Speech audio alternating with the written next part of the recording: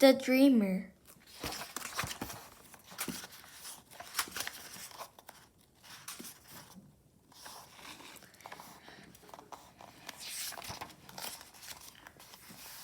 Rain.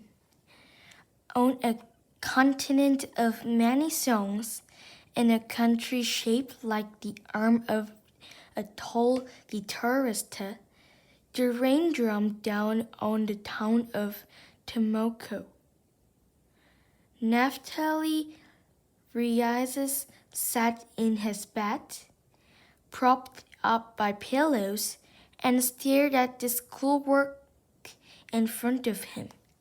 His teacher called it simple addiction, but it was never simple for him. How he wished the numbers would disappear. He squeezed his eyes closed and then opened them.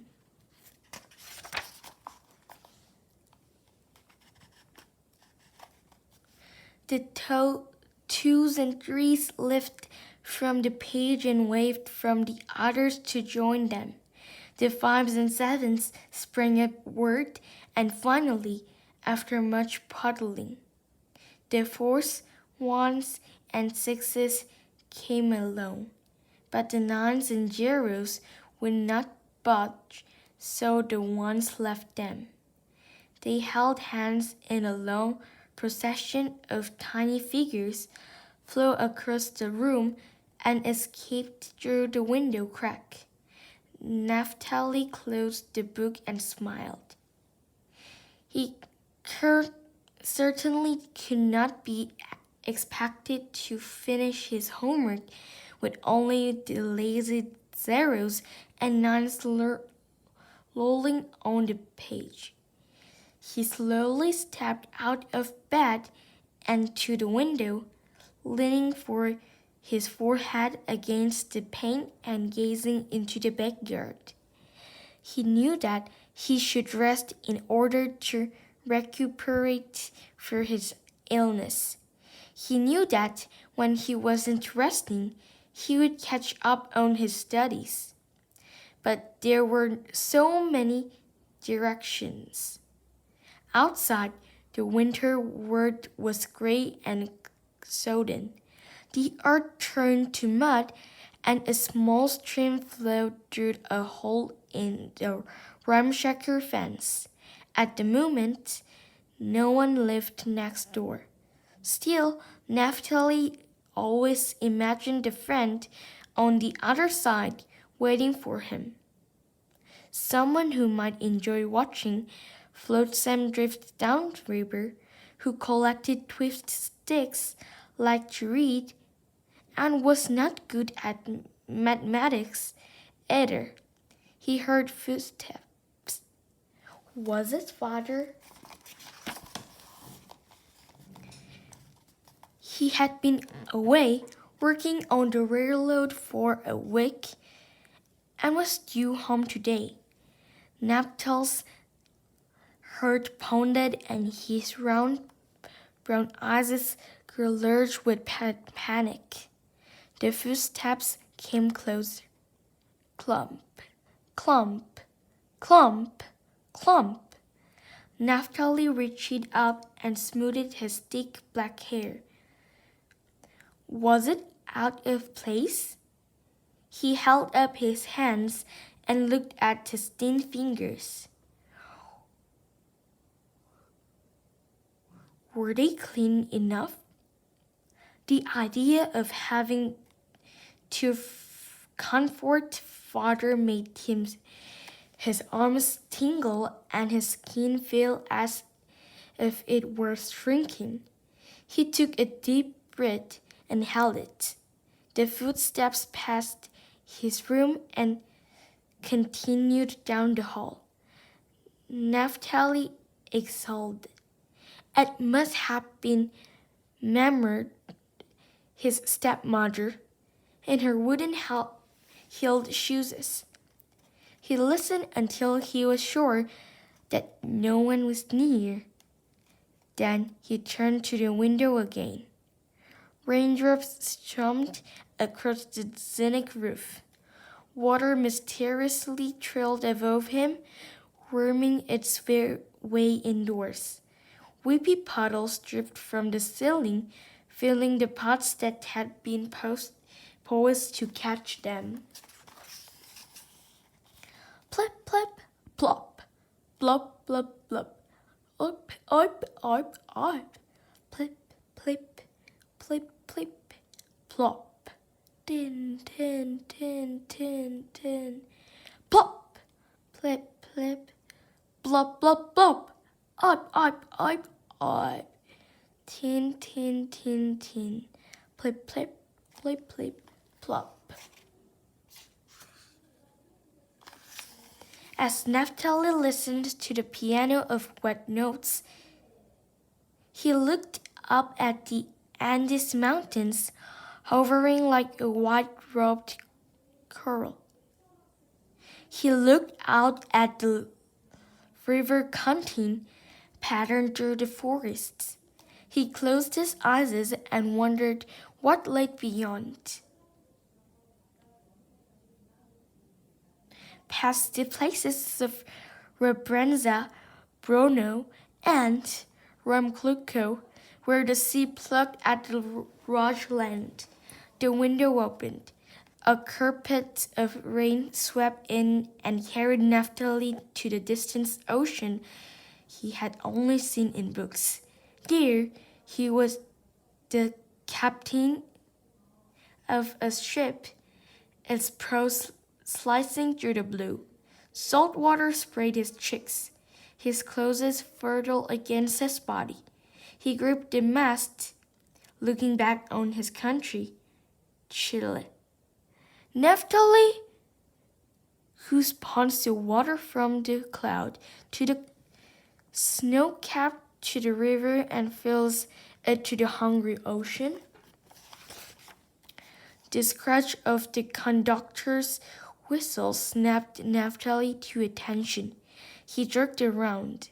Father's body filled the doorway. Naphtali shuddered. Stop the instant daydreaming. The white tip of Father's yellow bread quivered as he clenched and unclenched his narrow jaw. And why are you out of bed? Naphtali averted his eyes. Do you want me to be a skinny weakling forever and amount to nothing? No, no, no, Father, screamed Naphtali. Your mother was the same, scribbling on bits of paper, her mind always in another word. Naphtali rubbed his temples. He had never known his mother. She had died 2 months after he was born. Was Father right? Could daydreaming make you weak? Had it made his mother so weak that she had died?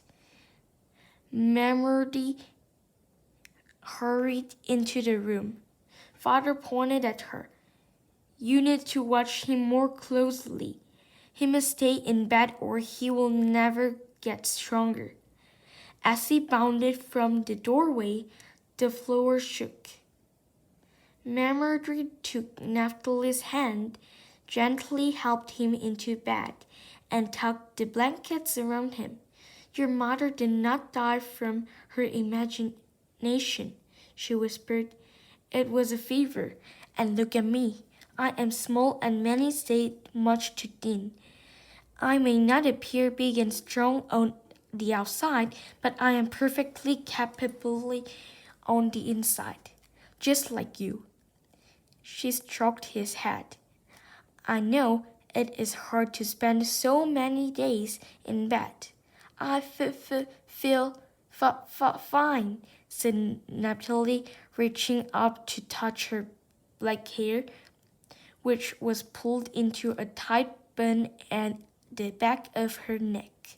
Just one more day, said Memory. I will read to you to help pass the time.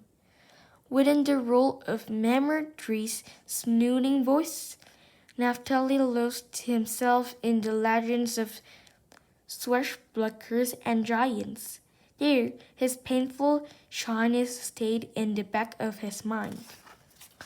There, he could not be called Shinbone because of his thin and skittly body, or chosen last for a secret game by the neighborhood boys. Between the pages, he forgot that he struggled when he spoke. He saw himself healthy and strong like his older brother, Rudolph, cheerful like his little sister, Ladrenta, and confident and intelligent like his uncle Orlando, who owned the local newspaper. While the pages turned, he even dared to imagine himself with a friend. After Mamadri finished reading and slipped away, Naphtali studied the cracks in the ceiling.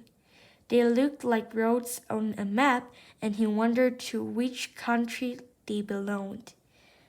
He sighed. It had not mattered one bit what fathers had said about daydreaming. Naphtali could not stop. Every curious details of his life turned him. His mind wandered to the monster storm raging outside, which straddled the roof, to the distant rumbling of the dragon volcano, Mount Lembley, which made the floors hiccup, to the makeshift walls of his themed house, trembling and curling from a roll of passing trains, to the haphazard design of the room with incomplete stairs which might have led to a castle on another floor, but had long been destroyed in the middle of construction. Naphtali, to which mystical land this unfinished staircase led? The next day, Mamadri was far more watchful, and Naphtali could not escape from his bed. Instead, he begged Raoultai to be his ambassador at the window. Tell me all that you can see, please.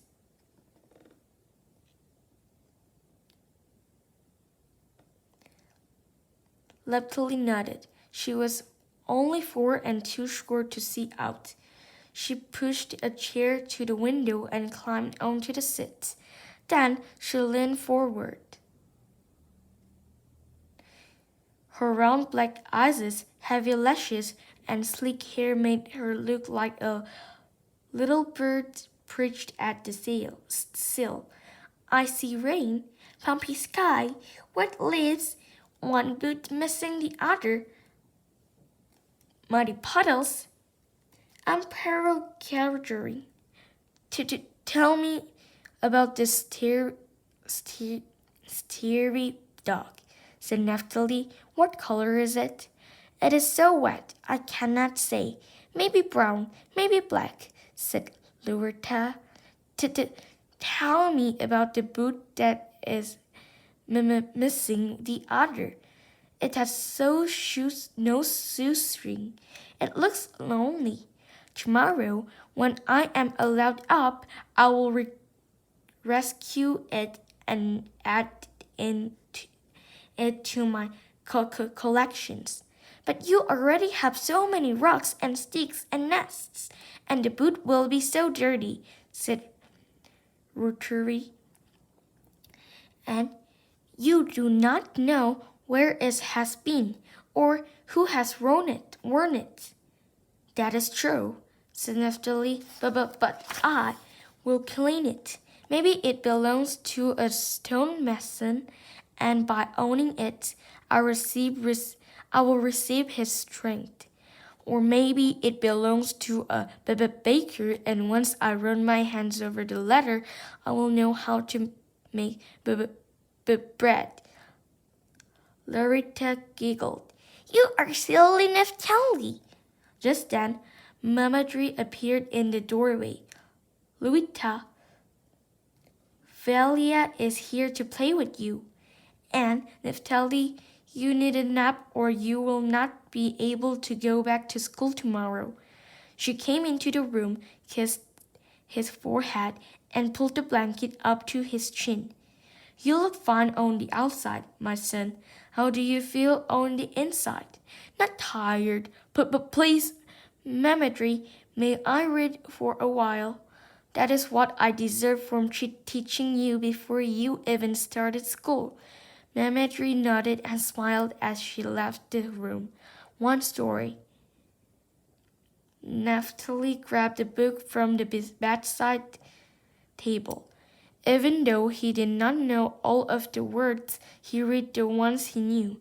He loved the rhythm or certain words, and when he came to one of his favorites, he read it over and over again. Locomotive, locomotive, locomotive. In his mind, it did not yet stuck. He heard the word as if he had said it out loud perfectly. Naphtali climbed out the bed, retrieved a pencil and paper, and copied the word locomotive. He folded the paper into a small square and put it in a dresser drawer already came with other words he'd written on tiny, doubled over pieces of paper. Then he crawled into bed. Father's question from yesterday found its way into his thoughts. Do you want to be a skinny weakling forever and amount to nothing? The words in the drawer shuffled. The drawer opened. The small pieces of paper floated into the room and arranged and rearranged themselves into curious patterns above his head. Chocolate, oregano, treble, locomotive, laguana. Naphtali sat up, rubbed his eyes, and looked around the room. The words were no longer there. He slid from the bed, tiptoed to the drawers, and opened it. All of the words were sleeping.